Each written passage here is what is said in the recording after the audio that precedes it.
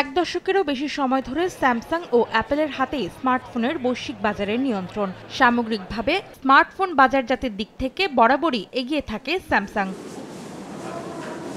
তবে চলতি বছর ঘুরতে শুরু করেছে অ্যাপলের ভাগ্যের চাকা। 14 বছরের মধ্যে প্রথমবারের মতো স্যামসাং এর চেয়ে বেশি স্মার্টফোন বাজারে আনবে অ্যাপল। বুধবার এক প্রতিবেদনে এমনটাই জানিয়েছে গবেষণা প্রতিষ্ঠান কাউন্টার পয়েন্ট রিসার্চ।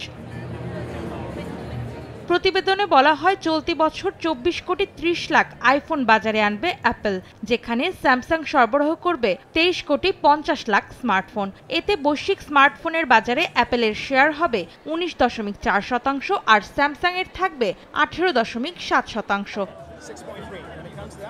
গবেষণা প্রতিষ্ঠানটি জানায়, আইফোন 17 সিরিজের ফোন বাজারে আসার পর প্রথম 4 সপ্তাহে আইফোন 16 সিরিজের তুলনায় 12% বেশি বিক্রি হয়েছে যুক্তরাষ্ট্রে, আর চীনে বিক্রি হয়েছে 18% বেশি।